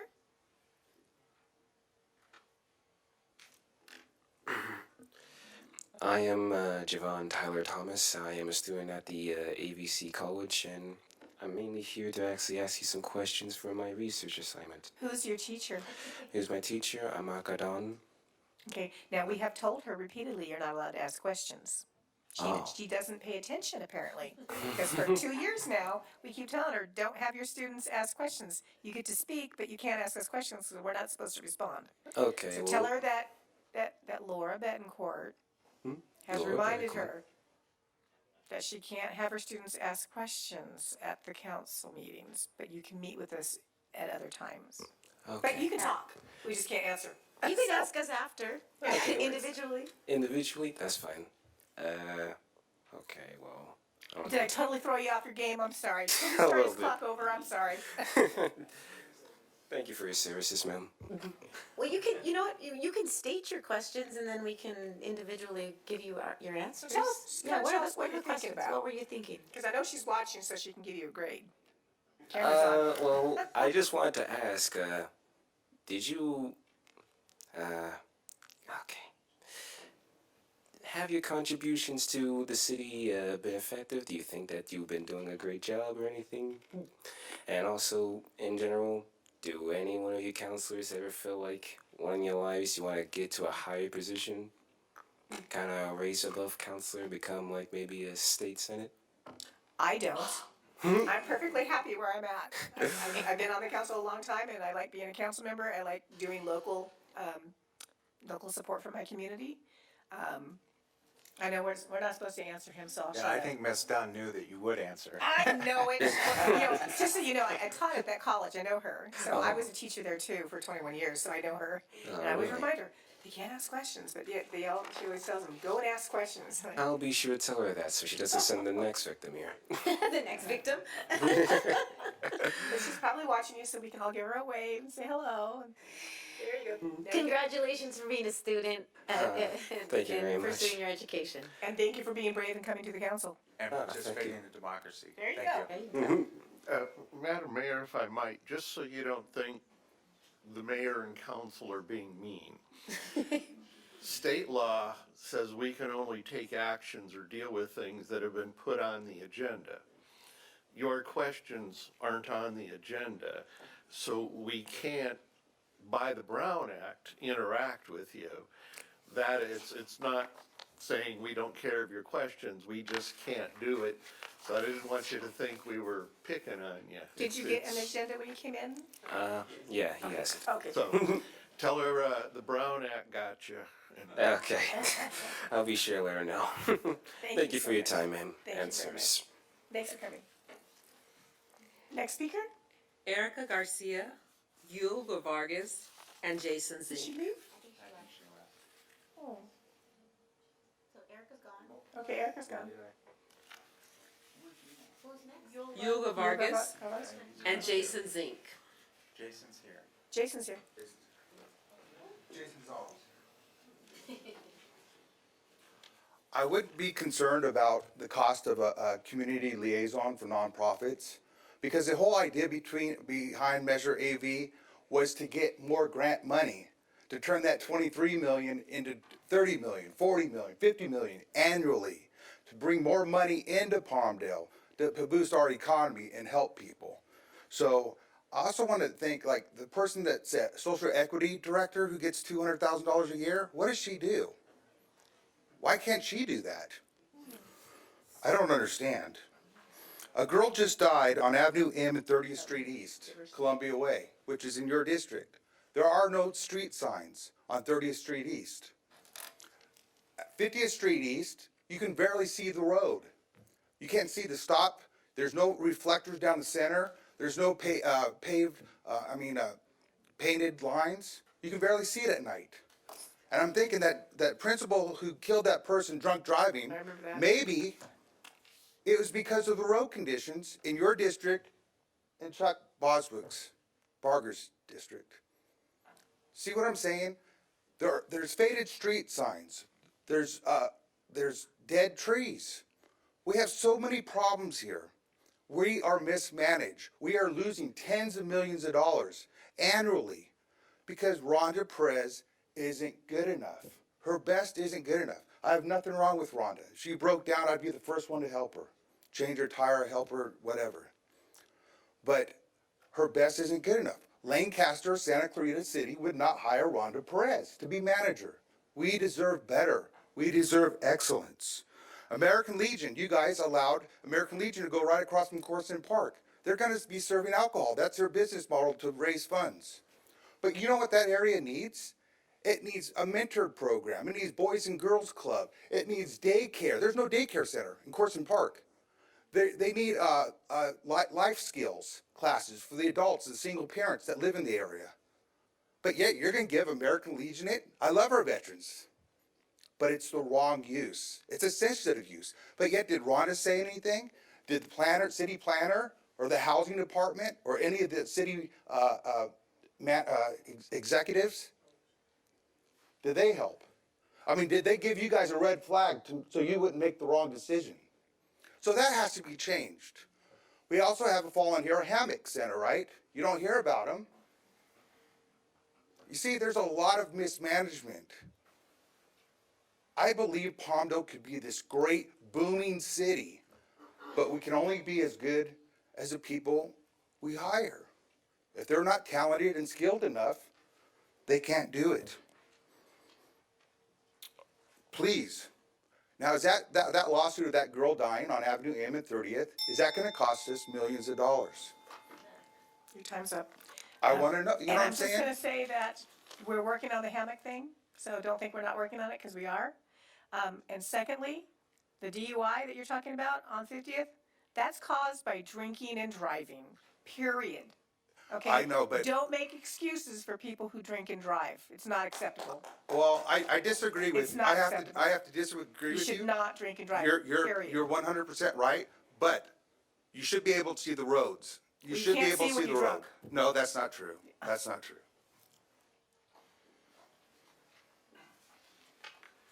Eric, I want you to talk to Chuck, and I want 50th Street East fixed, and I want the street signs on 30th Street East. And I want the street sign across from Sam's Club, Avenue 08. I want it replaced. Come on, you guys. Your time is up. Next speaker? They're better. Do we have a next Roger speaker? Soderstedt, Marcos Alvarez, and Stuart Gross. I'd like to commend the city of Palmdale for joining the lawsuit against Zero Bail. It seems to me we have plenty of crime already. I'm not sure we need any more. And municipalities that have adopted this Zero Bail tend to get higher rates of crime. So I'm glad we're joining with that. Now, this is not a question, but if Mr. Curley would like to give us an update on what's going on with the lawsuit, that would be greatly appreciated. Also, on another matter, yes, street repair is very important. Maybe we could bump the priority up and put this other, perhaps less essential stuff a little bit farther down the list, because I have noticed a number of streets need repair. Thank you. Thank you very much. And if you have specific streets, sir, just email me and let me know which ones you're concerned about. I made a note of Eugene, so I'll address those also. All right. Thank you. Hello, everybody. Hello. I'm listening to everybody here, and the subject matter that drew me was the streets. You're right. One of was in our district. Oh, there's more than one. right? But my, you know, my car's like this, right? So You the haven't one on heard- 35th and R going south. And I know the city's doing the best they can to, you know, to process and do projects, and it takes a lot of time. That's government. I work for the government, so I understand. Hispanic Heritage Month, 1930s. Ruben Salazar, Edward James Olmos, Zoot Suit Riots, Cesar Chavez, Dolores Huerta, I could go on, right? We put a little frosting on cake on celebrating Hispanic Heritage Month, but I will never label myself that. I was born in Guadalajara. I became a Mexican-American naturalized citizen in '74. I did a little studying, so I labeled myself Chicano, right? When you get out of college, then you go back into your roots and you call yourself Mexican.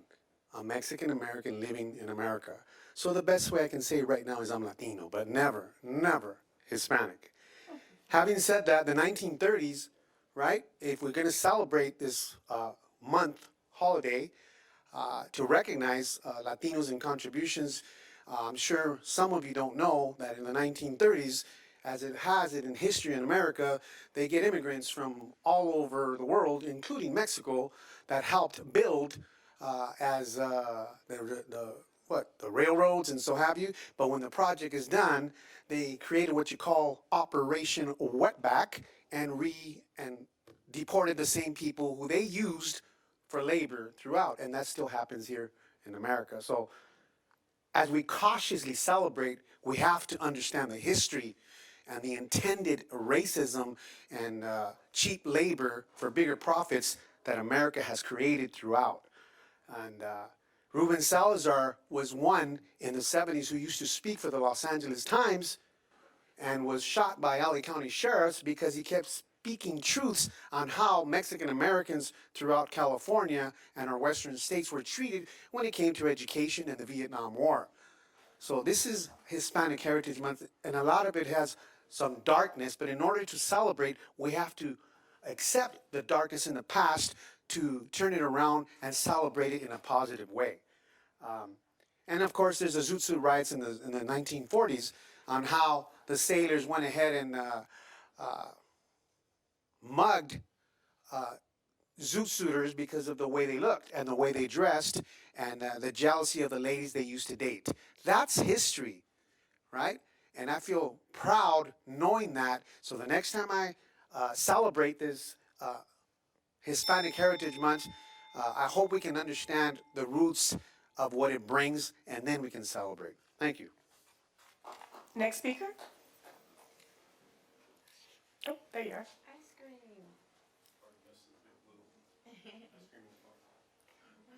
Mayor Betancourt and council members, hi, my name is Stuart Brose. My wife and I, Jeannie, a month ago today started our business in downtown Palmdale there, handles homemade ice cream. And we appreciate the support of the city helping us work through with AJCC to get some of our youth in the community hired and working for us. They're scooping right now. We just came from over there. I want to address the council tonight about two concerns we have. We opened the store to provide a place where families can go and enjoy ice cream and enjoy a cold dessert. It was kind of missing in the community. When we rented this there, at least our current location in Sierra Commons looked like a perfect place where everyone gathers, and it'd be a good place to meet.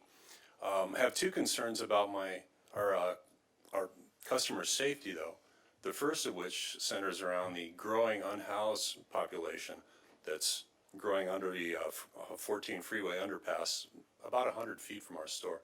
It didn't exist when we started about a year ago. It's there now, it's growing. And also they took one of the gates from the, I guess it's the freeway property where along the fence, under the underpass there.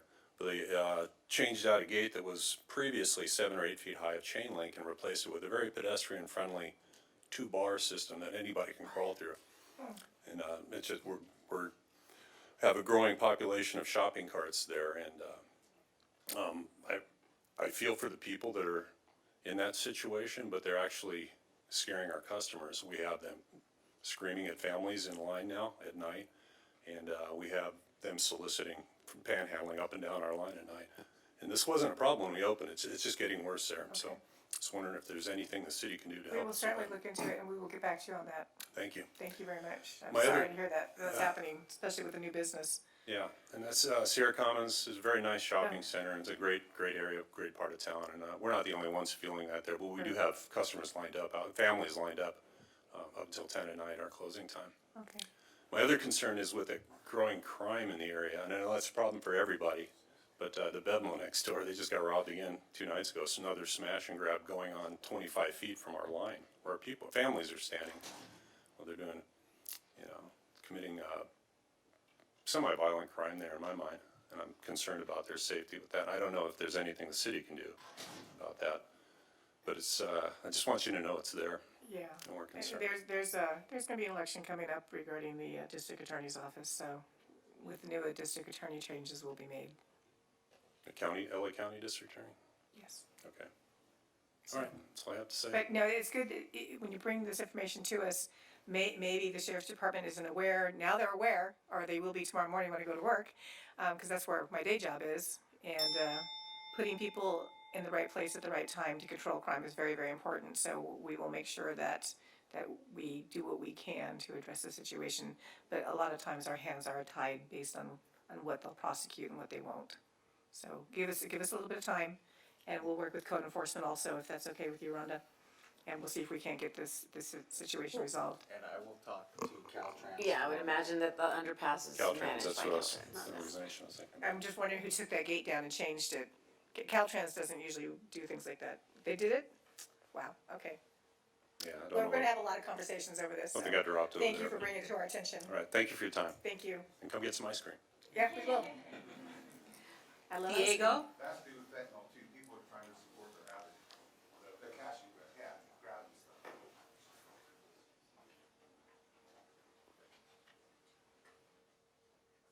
Hi, my name's Diego again. Just wanted to thank the council and staff for putting on a good meeting, inviting people to make public comment. But my understanding of the Brown Act, it's the way I think you've been operating it today, is you are allowed to make brief responses after someone does a public comment. You're allowed to ask the staff for follow-up questions like the way you've been doing.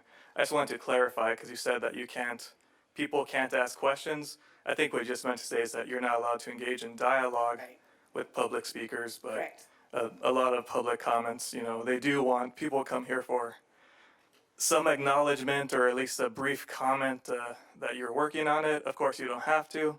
People will have the right to comment. You don't have the right to respond, but that's what people look for is a brief response, maybe if appropriate in your minds, directing public staff to Yeah. take further action. We try not to break the rules, and we have our attorney here to stop us when we do, so we usually do what we can, while we can, until he stops us, so thank you for your input. Thank you. Next speaker? No more speaker slips at this time?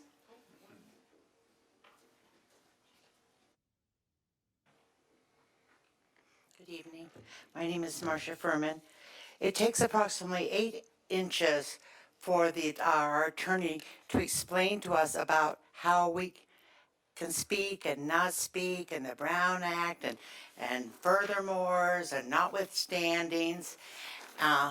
So we're still having this discussion about limiting and constraining the voice of the people that elected you and hired him. So at the bottom of the agenda, under public comments, it's got the consent calendar, new business, and closed sessions lumped together. This was already mentioned a little earlier. So what happens is, the consent calendar, as you all know, the public comes up and speaks about their concerns before anything is said by council about the consent calendar. We give our opinions. We don't know what your opinions are. Sometimes we don't care what your opinions are, but we give our opinions, okay? Then you go on and on and on and on. Okay, so under new business, as it happened tonight, you were discussing this fallen heroes, and from the peanut gallery. What is that? Because first of all, there was no link for us to go to even see what the heck it is, okay? And because it was lumped in to this speak before we even know what's going on categories. We didn't even know what it was about. So clumping this all together again to limit the amount of time and knowledge that we should have to be able to give our opinion on the direction we want you to take for us is again doing a disservice to the people that put you in those chairs. Okay, so also, if you go, fentanyl, I work in the high schools, I don't want anybody dead, I got a grandkids, okay, I don't want anybody dead. We got a website. You go to the website, Palmdale, City of Palmdale, you know, there's pretty pictures, news and announcement, huge letters, so big that the S can't even fit on the same line with the announcements. How about something about fentanyl? You know, some direction where to go on this website to get information about what's in Palmdale, you know, that can maybe save some of our kids. Look at all this space. It was my understanding that we had a link. No, well, it's not right there when you go there. I don't know where the heck it is. Okay. 19 years breast cancer free last month. So, okay. I mean, I'm very fortunate. You're very fortunate. I used to go for mammograms, stopped going, got caught, survived. Don't get caught. Thank you, Marcia. And Marcia, I'll look into where that link is on the website and I'll contact you about it. Oh, another comment? Come on up, sir. Sorry, I didn't see you there. David Harris again. The city of Palmdale the last couple of weeks suffered some tragedy. And I was very proud of our mayor, and I was very proud of our city manager and the staff that rallied this community together, and you. So I know I can't talk about an agendaized item, but we should feel good as a community that when tragedy happens, that we come together. Even people in the room that disagree on a lot can still agree on a lot. So thank you for what you've done for our city the last couple of weeks. Thank you. It's been difficult. Any other speakers? All right. I'll go ahead. Oh, do we have more? Are you leaving? Okay. No more speakers. I'll be closing public comments, and we will be moving on to item number 11, informational reports from mayor and or city council members on the various committees, memberships, and meetings attended at public expense. My information report has been filed and is available for public review for anyone who wants to go ahead and view it.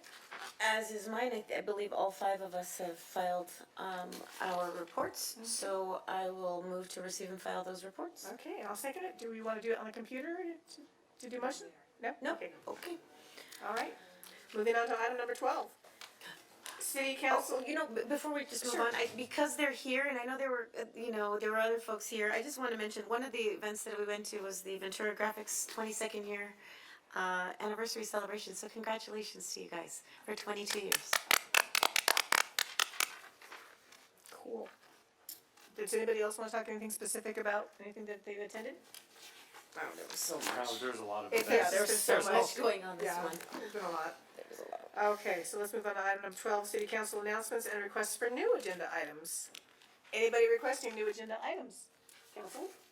No new agenda items, but I did want to make an announcement. So, in celebration of Hispanic Heritage Month, in the Antelope Valley, we alternate. The city of Palmdale hosts the Antelope Valley event, the big celebration. And then we alternate with the city of Lancaster this year. It will be held in the city of Lancaster. It will be on October 14th for all of those who would like to participate. It's a beautiful event with a lot of community organizations providing information, and there's music and dancing and food in celebration of all of the cultures of our community. He left before I was able to make the announcement, but Felix Menendez, the president of Salva, is the host of that event, and I just wanted to recognize him and acknowledge that that event is happening on October 14th. And I do believe that the city was a sponsor of that event. Is that true? We did donate some money to help that event proceed? So by the several $1,000s, $5,000.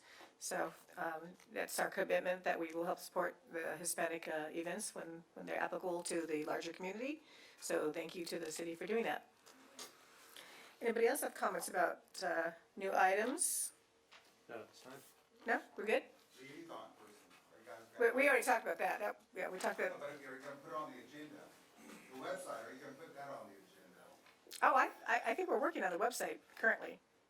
So, Rhonda, you have the direction for the liaison? Yes. thank you. All right, so now we're moving on to item number 13, City Manager's Report. City Manager. It's been a busy month, being that we only had one meeting in September. I do have quite a few updates for you. We held, in partnership with Kiwanis, the duck race on September 8th. 16,045 ducks were adopted. We did enter our own duck. It was, I forget what his name was. It was a character, and the city placed second. Bowser, thank you, from Mario. It was a fun, good event. A lot of people came out. Several council members did attend the Fallen Heroes Memorial Governance Board's 9/11 Remembrance Ceremony. We held the State of the City on this September 13th. We are in partnership with several entities to host AV Grub Fest that runs through the end of October. Thursdays at Highlands Church and Fridays at Victory Outreach Church. That's a food truck event that we are part of. We held disaster training on September 26th at Legacy Commons. Had our Saves Paint It Forward Gala this past weekend at Legacy Commons as well, our Empty Bowls event, the first of several that we will do in the coming years as we transition to a new location. Hosted Jersey Mike's grand opening, a solid waste workshop, and held vendor training just this past Monday for our food vendors. How to apply for licensing and things like that so we can get everybody compliant. Upcoming events this weekend, we're so excited. I am extremely excited to host the Antelope Valley's first drone show here at Marie Kerr Park in conjunction with Kaleidoscope. Our staff has put a lot of work into that. If you don't know what a drone show is, it kind of takes the place. It's a little safer and a little more engaging, maybe not engaging, but a little safer definitely than a fireworks show. And so thousands of drones will convene in the sky and create different arrays and just beautiful artistic displays. So come and join us on Friday night for that. And then we also have Kaleidoscope following on Saturday. This year we've expanded our movie nights, and we're also doing family movie nights for Halloween on Hocus Pocus and Nightmare Before Christmas. We are celebrating 308 Industries grand opening on Saturday, October 14th. We have a mental health walk on we just had a mental health walk, on October 1st, breast cancer walk on October 21st, which you heard about with Nardi, and Red Ribbon Kickoff event on October 23rd. We just completed our sewer manhole and adjustment rehabilitation project, where we've serviced and repaired and realigned 94 citywide manholes. We are completing Oasis generator infrastructure work, where we have a sustainable location and a sustainable generator for emergency services that will be housed at Oasis.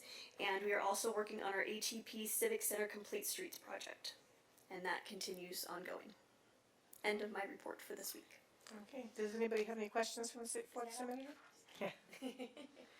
Okay, so I'm going to actually adjourn this meeting tonight in honor of Deputy Ryan Klink. That's next. They have the adjournment before the closed session. So Mayor, we actually are going to do two adjournments, one right now while you have an audience that can hear the adjournment, and then we'll come back and do it a second time. In the name of Deputy Ryan Klink, Klinkenbrummer.